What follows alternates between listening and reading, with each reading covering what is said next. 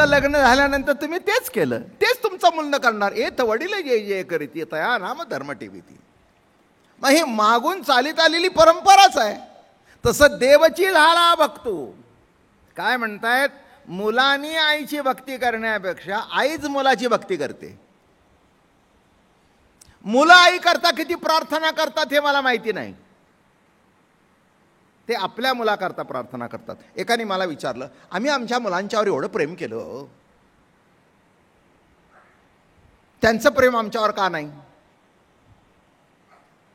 मी त्यांना उत्तर असं दिलं, तुम्ही तुमच्या मुलावर केलं बरोबर आहे ना, तुम्ही काही तुमच्या आईवडिलावर केलं नाही, तुम्ही तुमच्या मुलावर केलं, तो त्याच्या मुलावर करतोय. कुठे चुकलं? कुठे चुकलं? तुम्ही तुमच्या आईवडिलावर जर प्रेम करत असाल तर तो उलटून प्रेम तुमच्यावर करेल.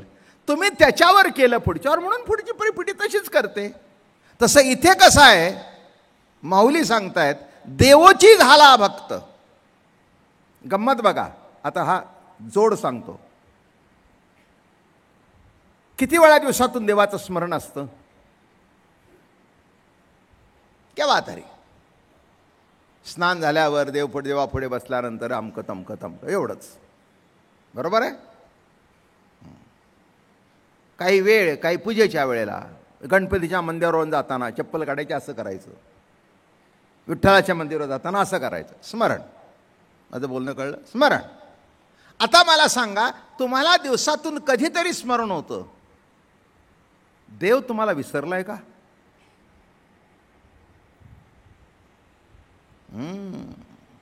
एक क्षणभर विसरला नाही.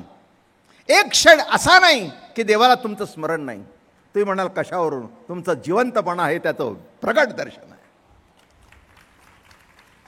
तुमचा जिवंतपणा, तुम्ही मी जिवंत आहोत. त्या प्रभूच्या लाखो नामामध्ये, कोट्यावधी नामामध्ये तुमचं नाव आहे. आज ज्या दिवशी नाव निघेल त्या दिवशी जीवन संपून जाईल. साई हमारा भजन करे हम सोया राम. साई हमारा भजन करे हम सोया राम. म्हणून म्हणतात देवोची झाला भक्तू. तो देवस्मरण करतोय.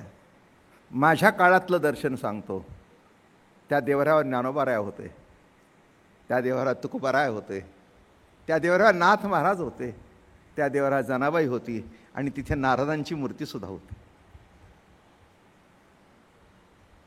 आणि देव हात जोडून मागतायत, अरे तुमची ये योगे मज देवपण.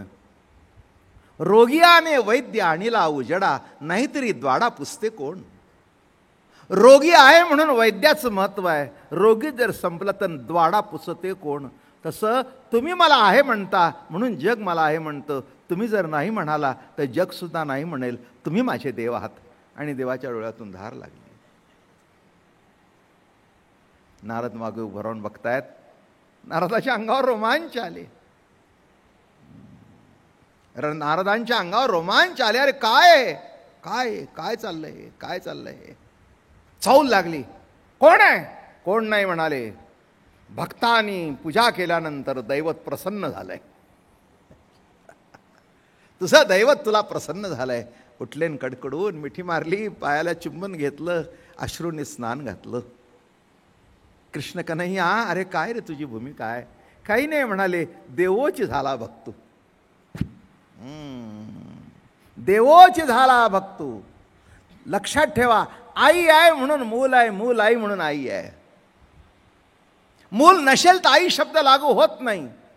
नवरा नसेल तर पत्नी शब्द लागू होत नाही. मुलामुळे आई. तसं भक्त आहे म्हणून देव. म्हणून या ठिकाणी म्हणाले काय झालं? देवोची झाला भक्तू. देवच भक्त झाला. अशा अवस्थेमध्ये महाराज म्हणतायत भक्तासी जो प्रत्यय तोची अंगे आपण देव. जो प्रत्यय येतो, म्हणून ओव्या फार सुंदर लिहिल्यात महाराजांनी. जे उभोनिया भुजा ज्ञानी आत्मा माझा. उभोनिया भुजा काय सांगतात? अरे ज्ञानी भक्त हा माझा आत्मा आहे. माझं बोलणं कळलं का? ज्ञानी भक्त हा माझा आत्मा आहे. म्हणून ती ऐश्वर्यवती ज्ञानेश्वरीमध्ये एक चित्र काढलंय मी, की त्याच्यामध्ये पांडुरंग आणि त्यांच्या हृदयामध्ये माऊली तुकोबार आहे. ज्ञानी आत्मा आहे माझा, आत्मा आहे, आत्मा आहे. एक सांगू का, व्यवहार सांगतो. सगळ्या कीर्तनकारांनी जर ठरवलं की देव नाही म्हणायचं, तर माणसं म्हणतील बरोबर आहे, नाहीच नाहीच. अहो रोज प्रवचनं लाखो ठिकाणी चालली आहेत म्हणून देवाचं अस्तित्व सिद्ध होत आहे. नाहीतर विज्ञानाच्या अधिष्ठानातून देव मानायला नाहीच तयार आहेत. ताबडतोब नाही होऊन जाईल. पण जेव्हा ठिकठिकाणी कीर्तन भजन आहे, कोण बोलविते हरिवीण, तुकोबारायासारखे कीर्तनकार म्हणतात. देखवी ऐकवी एक नारायण, चाले हे शरीर कोणाच्या सत्ते, अरे कोण बोलविते हरिवीण, देखवी ऐकवी एक नारायण, तयाचे भजन चुको नका. कोण बोलवितो, हे केन उपनिषद आहे बघा. बोलवणारा कोण, केन, हे तुकोपनिषद आहे, कळलं का? याचं नाव काय, तुकोपनिषद. हां, चालवणारा कोण, केन, बोलवणारा कोण, केन. मग आता काय सांगतायत बघा ना इथे. म्हणून इथे म्हणाले काय झालं, जे उभोन या भुजा ज्ञानी आत्मा माझा, या ज्ञान भक्ती सहजा भक्तू एकवटला मज.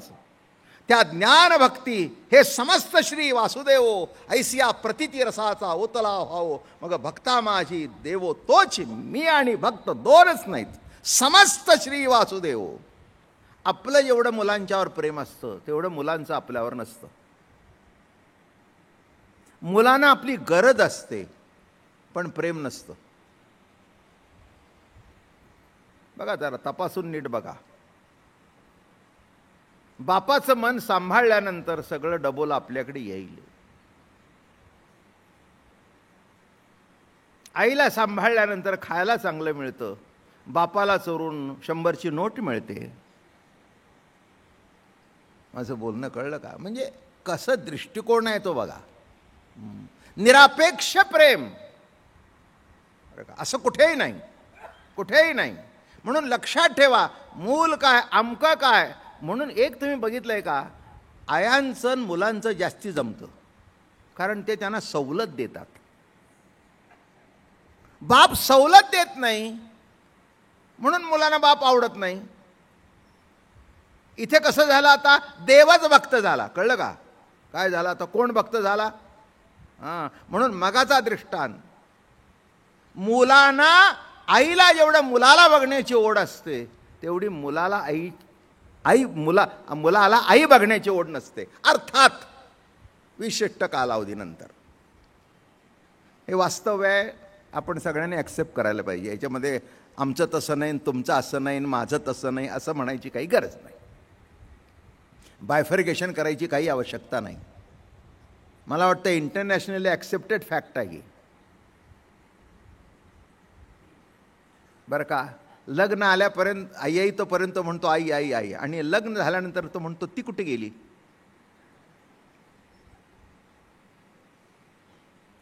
काय गंमत आहे की नाही?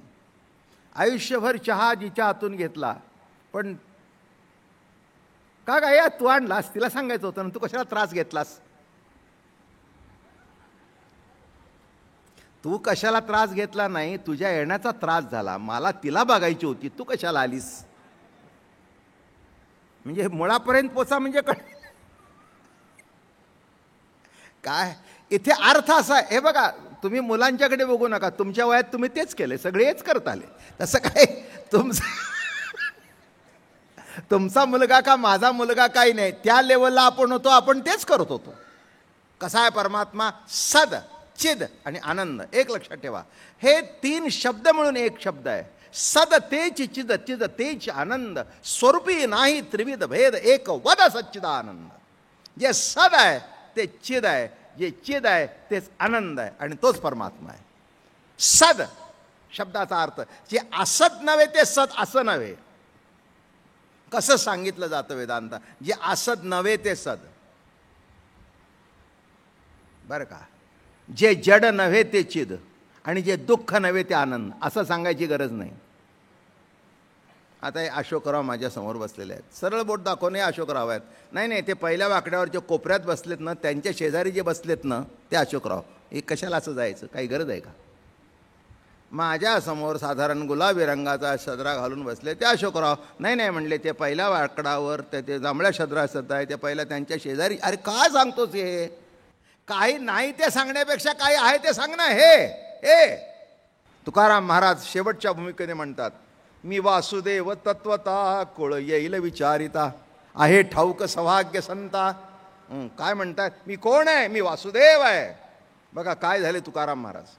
शेवटची लेवल सांगू का, तत्वमसी विद्या ब्रह्मानंदी सांग तोची झाला अंगे स्वय. तुका कोण झाला, तुका आकाश आहे एवढा.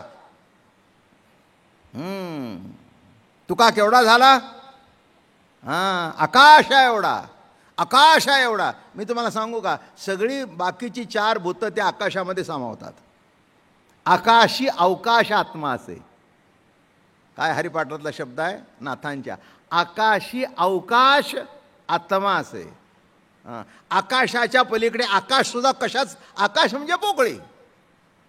आकाश म्हणजे काय, पोकळी. मी तुम्हाला मागे सांगितलेलंच आहे, जेवताना माणसं म्हणतात, आपल्या पोटात जेवायला बसल्यानंतर माणसं म्हणतात, जरा घाई करू नका, सावकाश जेवा.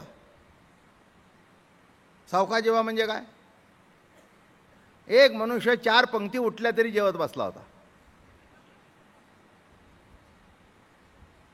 त्याला विचारलं, काय तुम्ही काय करताय, ते म्हणले, त्यांनी सांगितले सावकाश जेवा.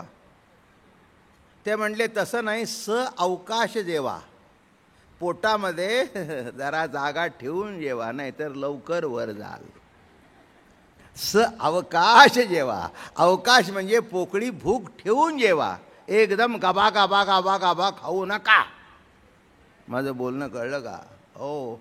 एक माणूस आमच्याकडे चोपदार होता, मुंबईला आमचा कार्यक्रम होता, आणि ती मागची गोष्ट चोपदाराची नाही, आमच्याकडे चोपदार स्पेशल आली होतं. एकाच्या घरी गेला, 25 ते 30 कप चहा पिला, एवढा चिरमुरे खाल्ले, बाकी एवढं खरं सर्व खाल्लं. आणि बाहेर निघताना म्हणाला, त्यावेळेला जुना काळ, जरा एक आणा द्या म्हणला, जरा सोडा प्यायला.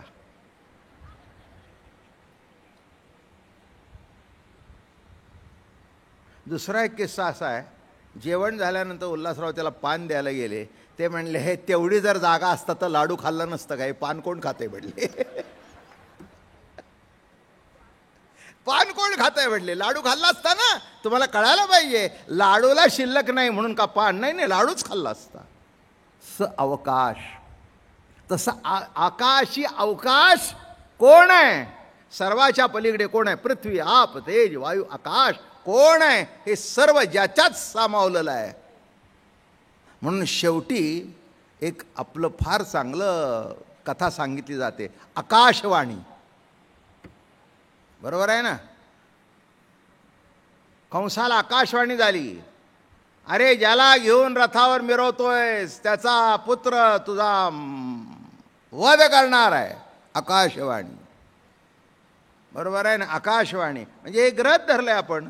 मग आता आकाशातून आलेली वाणी कोणाची, श्रीहरीचीच ना.